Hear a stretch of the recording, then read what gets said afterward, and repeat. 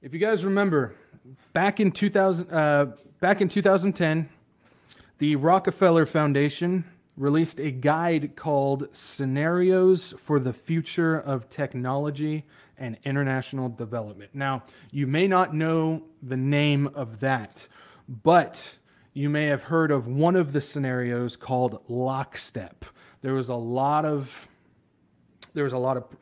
prophecy pastors and teachers who were speaking on this lockstep scenario because of what happened in 2022. So again, you may have heard of it from 2020 or 2021 when these guys were talking about this. I wasn't around then, so I couldn't talk about it. But because, like I said, this document, it contains 4 scenarios, and one was the lockstep.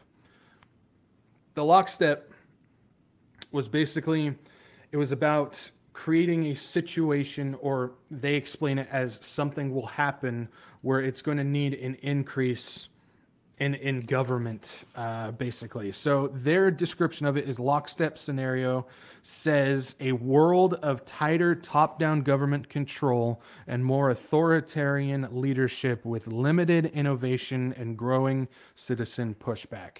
So this is something, again, that started in 2020 because of the event, the COOF event.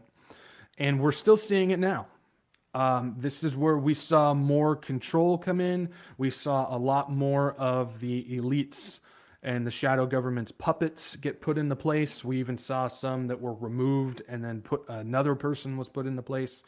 And it was all about gaining tighter top-down control of governments for them to come together and do this with growing citizen pushback. We saw a lot of that.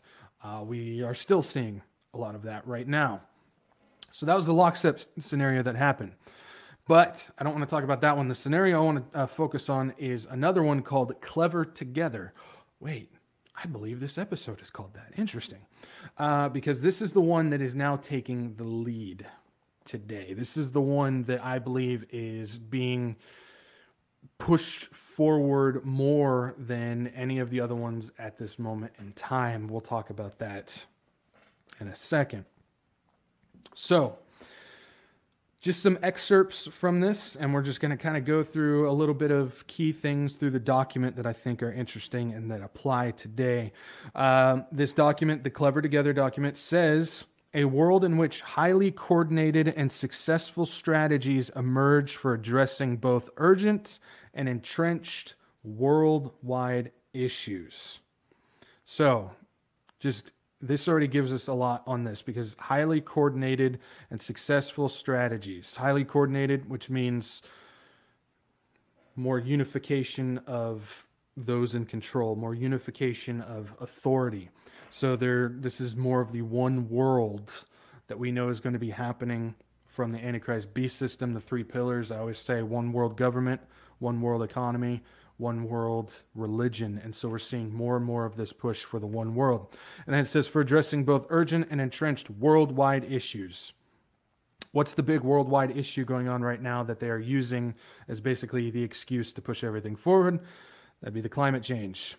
Let's take a jaunt through this 2010 scenario. Keep in mind, this was written in 2010. So we're talking 13 years ago. Just keep that in mind. It starts off talking about how after the 2008 financial crisis, the economies came roaring back, but not all countries experienced it. So they're talking about how there was displaced levels of economic growth going around. Those who exploded, the countries that exploded, ignored the environmental impact of the unrestricted growth. So there's 2 things here. The planet's climate was becoming increasingly unstable. So they're talking about climate. This is the thing. So as the economies got stronger and everybody had all this money and everything was going swimmingly and fantastic and wunderbar, basically everybody was ignoring the climate. And so now we've got a problem with this. So we've got the climate agenda. The other thing is unrestricted growth. What is this pointing towards? This is pointing towards 15-minute cities. This is everybody's just expanding and growing and taking over more plots of land. It's unrestricted. We must restrict the growth. So that's something to keep in mind. We'll talk about it a little bit later.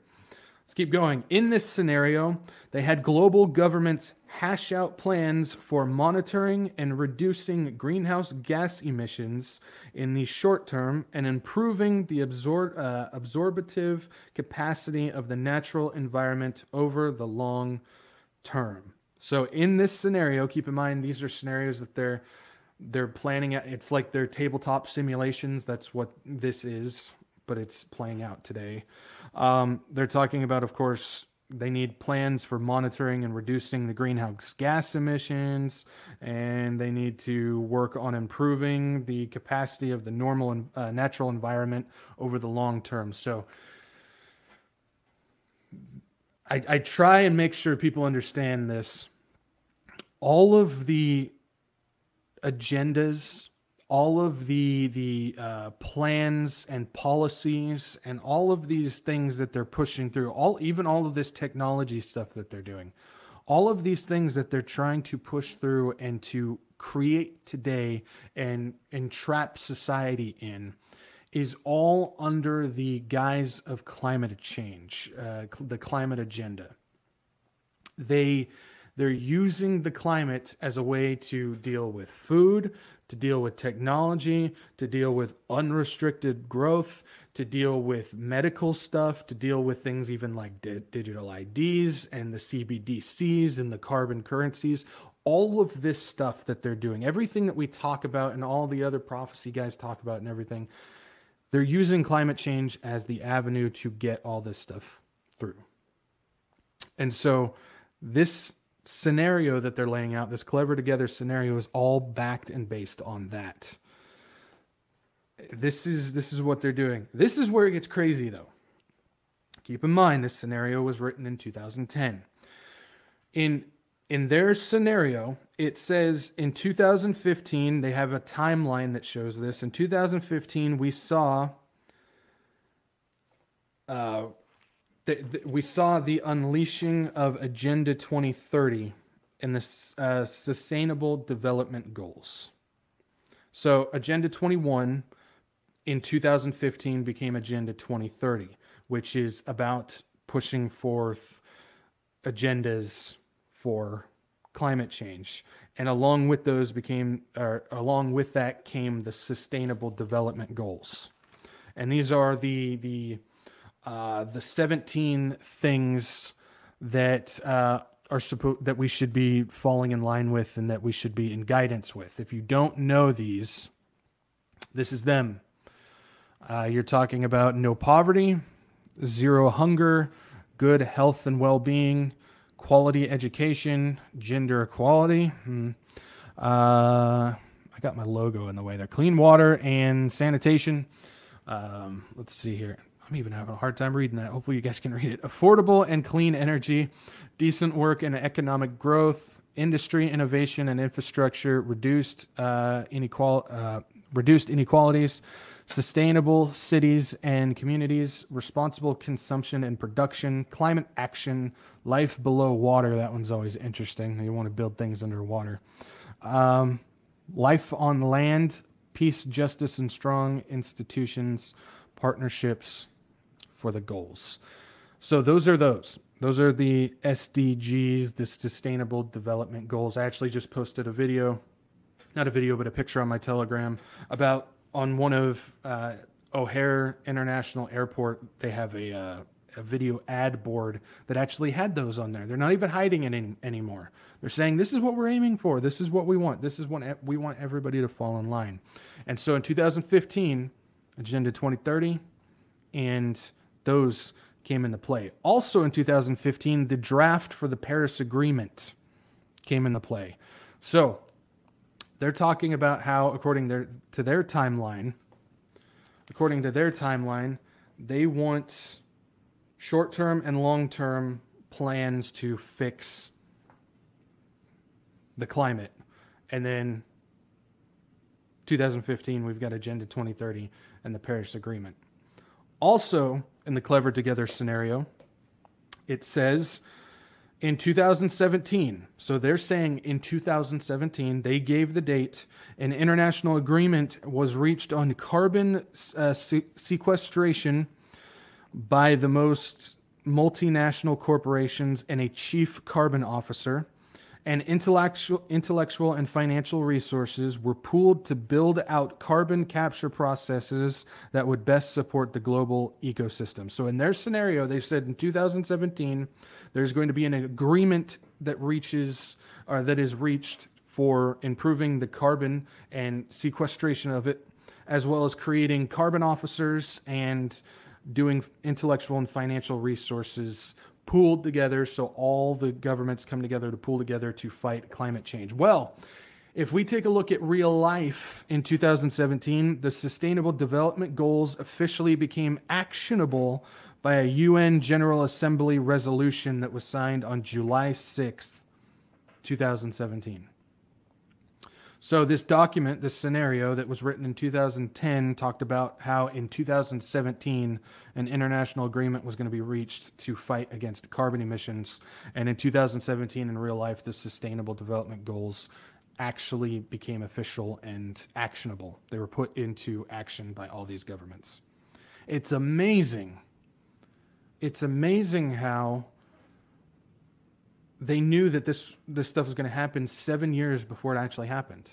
So this scenario that they're talking about, just like Lockstep, isn't just some whim off the top of their head, something that somebody came up with and said, oh, this may happen, so we need to prepare for it. No, they were writing a script.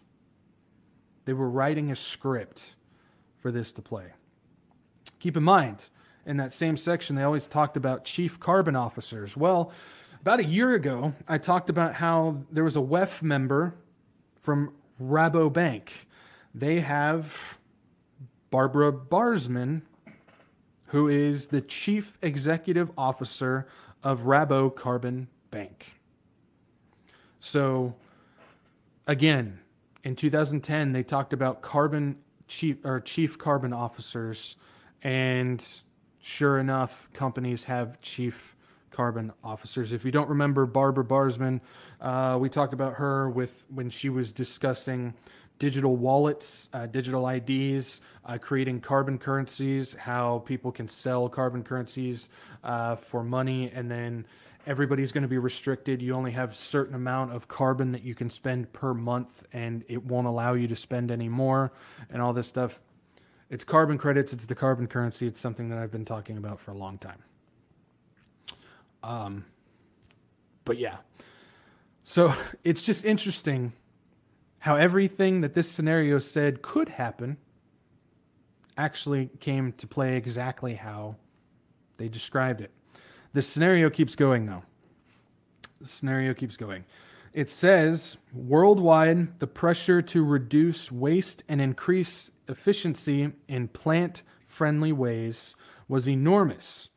New globally coordinated systems for monitoring energy use capacity, including smart grids and bottom-up pattern recognition technologies, were rolled out. It then goes on to say these efforts produced real results. By 2022, new projections showed a significant slowing in the rise of atmospheric carbon levels. In 2010, they said there will be smart cities.